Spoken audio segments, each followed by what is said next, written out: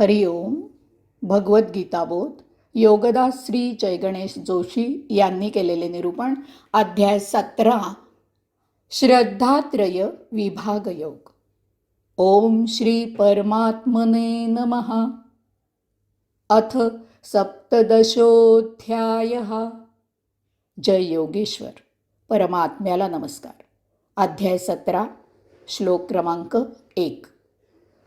अर्जुन उवाच. ये शास्त्रविधिमुत्सृज्य यजन्ते श्रद्धान्विताः तेषां निष्ठा तु का कृष्ण सत्वमाहो रजस्तमः. अर्जुन म्हणाला, कृष्णा, जे शास्त्रविधी न पाळता परंतु श्रद्धापूर्वक उपासना करतात त्यांची निष्ठा सात्विक, राजस की तामस असते.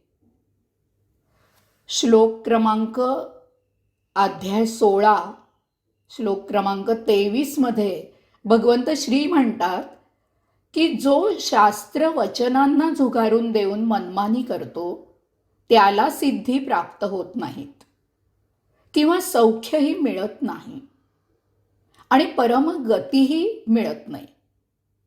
या श्लोकाला अनुसरून अर्जुन येथे भगवंत श्रींना प्रश्न विचारत आहे की जे शास्त्रविधी न पाळता परंतु श्रद्धापूर्वक उपासना करतात त्यांची निष्ठा सात्विक, राजस की तामस असते. येथे त्या श्लोकाचे निरूपण पुन्हा एकदा वाचावे. त्या अध्यायाला अनुसरून ते सांगणे संयुक्तिक होते, परंतु त्यामुळे त्यामधून इतर खुलासा होणे गरजेचे झाले. म्हणूनच येथे अर्जुनाने हा प्रश्न विचारलेला आहे. अर्जुनाचा प्रश्न अगदी स्वाभाविक वाटतो. सर्वसामान्यांना या प्रश्नाचे उत्तर मिळाले तर हवेच आहे. कारण अनेक उपासक असे आहेत की जे शास्त्र शिकलेले नाहीत, ते विधी जाणत नाहीत, त्यांना उपासनेचे सोपस्कार माहीत नाहीत. अनेक उपासक शास्त्रच काय पण साधे शिक्षणही घेतलेले नाहीत, ते अशिक्षित आहेत, परंतु त्यांची परमात्म्यावर नितांत श्रद्धा आहे. ते परमात्म्याचे निस्सीम भक्त आहेत. मग त्यांनी काय करावे? त्यांना परमात्म्याची दारे उघडी आहेत की नाही?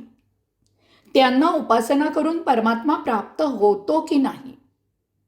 त्यांना मुक्ती शक्य आहे की नाही?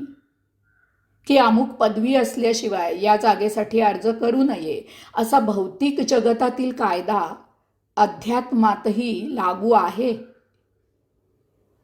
वास्तवात मानवी देह आत्मप्राप्तीसाठीच मिळालेला आहे.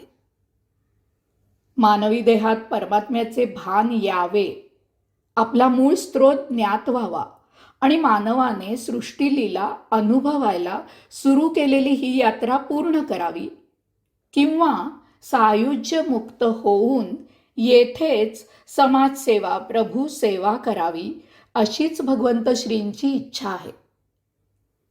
मनुष्य तर प्राणी सुखात आहेत. त्यांना खावे, प्यावे, संरक्षण करावे, प्रजोत्पासन करावे या पलीकडे काहीही कार्यक्रम नाही. कारण आत्मानुभूती मिळावी इतकी बुद्धी, आत्मतत्व जाणण्याची कुवत त्यांच्यात नाही. मानवाला अनन्य साधारण बुद्धी ही स्वात्म्याला जाणण्यासाठीच दिलेली आहे. प्रत्येक मानव आत्मप्राप्ती करू शकतो, परंतु तसे घडत नाही. कारण मानव त्रिगुणात्मक आहे. माणसातील त्रिगुण यासाठी अडसर होतात. या दृष्टिकोनातून त्रिगुणांची माहिती आपण करून घ्यायची आहे. हाच या अध्यायाचा विषय आहे. म्हणजे त्रिगुणांचा वापर कसा करावा किंवा कसा करू नये आणि आत्मप्राप्ती कशी करावी हे आपल्याला उमजेल.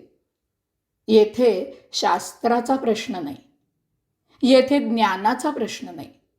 प्रश्न आहे पूर्ण शुद्ध आचरणाचा. म्हणूनच अर्जुनाने जो प्रश्न विचारला आहे तो शास्त्रापेक्षा भक्तिभाव, श्रद्धा यांचा त्रिगुणांशी मेळ कसा घालायचा हा आहे. शास्त्रविधी जाणणाऱ्याला परमात्मा प्राप्त होऊ शकतो हे तर उघडच आहे.